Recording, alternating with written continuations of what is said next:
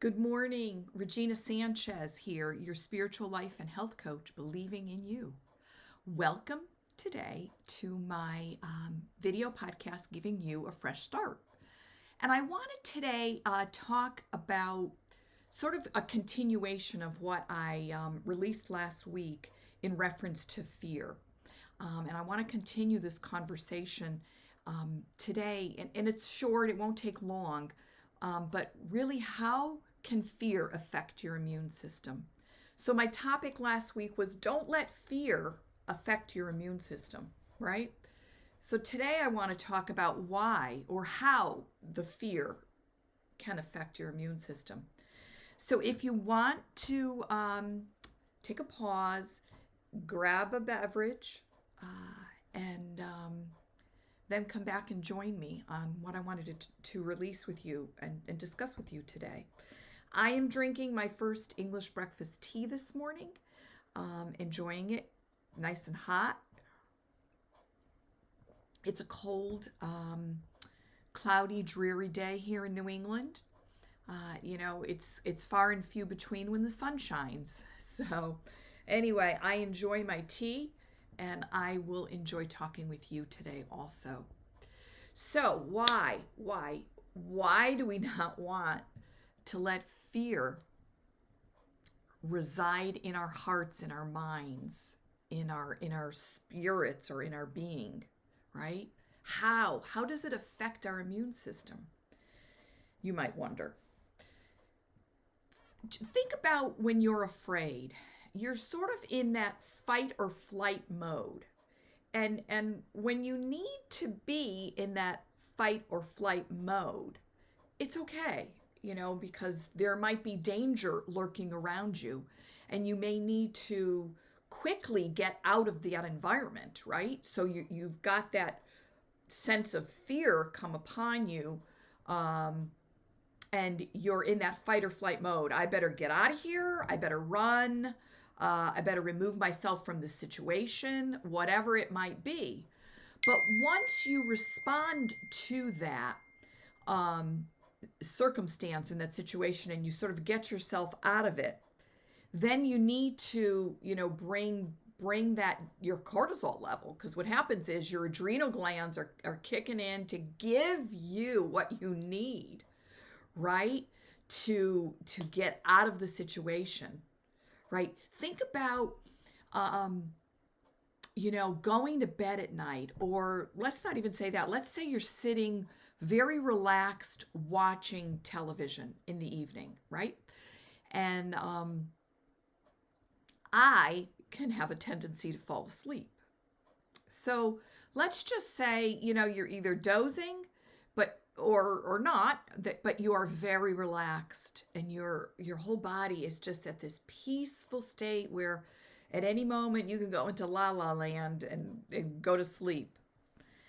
But the phone rings, which is a little startling, to wake you up or to get you out of that relaxed mode. And so you go pick up the phone, and lo and behold, you have a horrible message from your child or a family member that's been in a really bad car accident or something. And, it's the police telling you need to get to the hospital. Well, what happens? Fear, that fight or flight mode, just rises up in you. And all of a sudden you are awake, and you can get out that door. You can get in the car, and you can get over to where you need to go to tend to this emergency. Well, once you tend to the emergency and maybe you get to the hospital, and lo and behold, everything is okay. Your child is going to be okay, or your spouse or your family member or whoever. Everything is going to be okay. So all of a sudden you feel that calmness coming upon you again, right? That fight or flight mode, your adrenal glands are calming down. And that is a normal process for our body to be in. To be in a fight or flight mode is okay. We just can't stay there. But when we live in perpetual fear, okay, what happens is we are rising up our cortisol levels.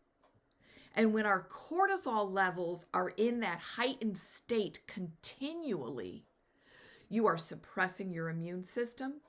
You can cause hypertension. You could cause high blood sugar. You could cause insulin resistance. I mean, that could be the start of it. Of course, you know, adding your diet to your lifestyle will also contribute to, insulin resistance.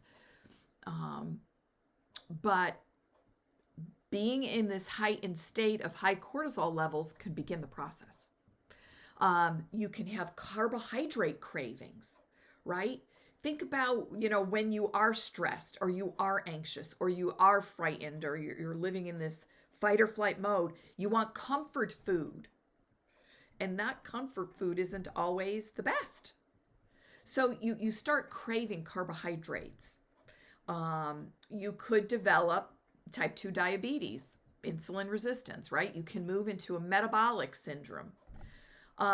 You could start developing fat around your neck, right? Around your face, in your belly. When the rest of your body is okay, it's not overweight or anything, but you've got this belly. It's the fat that's being developed to protect your organs because you are operating not in a nice homeostasis mode, okay? It could contribute to bone loss. So those are just a few of the issues that medically can happen to you when you do live in that state of heightened cortisol levels. I'm talking about continual cortisol levels, heightened cortisol levels. It's dangerous. It's dangerous to our health and well-being. Now, trying to get out of that fight or flight mode can take some time. It's a process. It's a recalibrating of our thinking. It can take a while. So, absolutely take supplements to help you with that. Supplements such as like ashwagandha, rhodiola.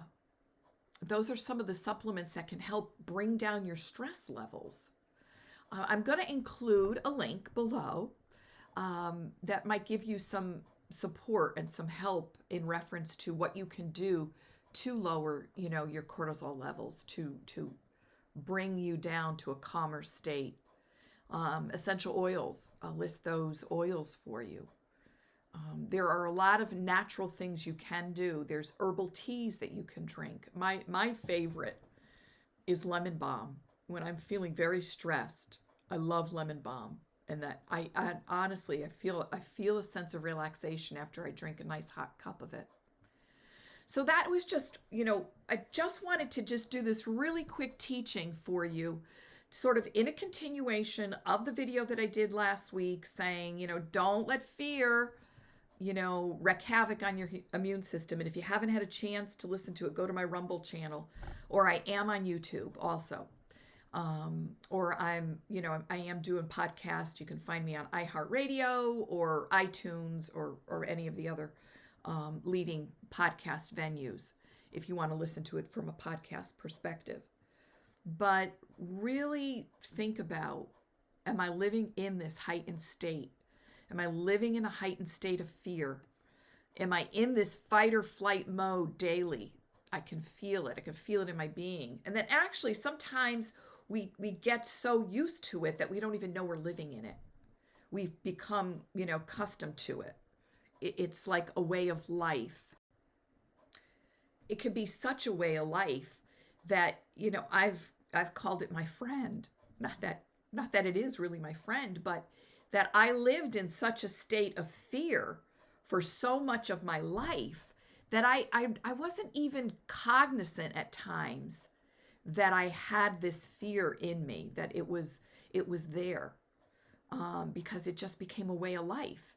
And when it would really pop its ugly head, although it was there all day, but because I kept myself busy working or doing whatever I needed to do, I wasn't paying attention to how my body was feeling. And when it would really pop its head was at night when I would go to sleep.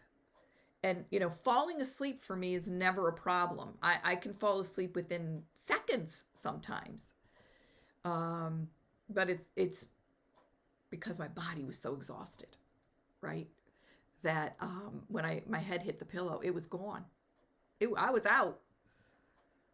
But what would happen, an hour, 2, 3, 4 hours later, boom, I'm awake. And you think I had 8 hours of sleep. I was awake.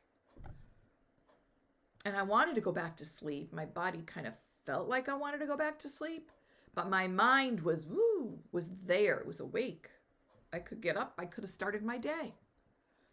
But I knew having 1, 2, 3, 4 hours of sleep was not going to be good for me. So that's how, it really became, predominant to me that I still had that mode of fear inside of me when it would show up in the middle of the night. So I hope this helps. I hope this just sheds some light on you and encourages you to move along in really working at trying to, remove the fear from you. I've received some responses back from the videos that people have really appreciated me sending out the information. And I so appreciate to hear back from people when I do send out messages. It blesses me to know that, what I am trying to impart to people and what I am trying to teach is helping. So, I am here. I am here for you. I would love to coach you if you feel like you're in a state where you really need to move out, but you don't know how. You don't know how to begin. Let's talk.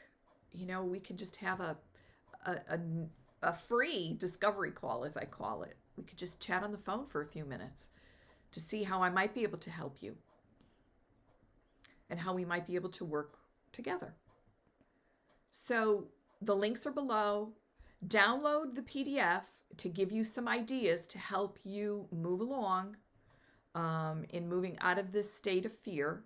And remember, the one thing I said last week was really the important one is really the Word of God, and trusting the Word of God and knowing that He didn't give us a spirit of fear, but He gave us power, love, and a sound mind. He wants us to have a sound mind. He wants us to renew our thinking. And in the meantime, there's nothing wrong with taking a supplement. There's nothing wrong with, applying essential oils to your daily regime to help you, calm down when you can't on your own, when you can't just take a deep breath. So I hope this helps. I hope you have a blessed rest of the day or the evening or whenever it is that you listen to my message. If you do, enjoy my messages, please please share, and subscribe to my channel. It does help, get the message out. It helps me show up on a higher level on both Rumble and YouTube. I am having, more activity on Rumble right now than on YouTube. YouTube does so much censoring right now when it comes to natural health stuff. But I did post my videos there. So hopefully this all helps you. So I thank you again for, spending a few minutes with me. And I look forward to our next chat. Have a great day. God bless.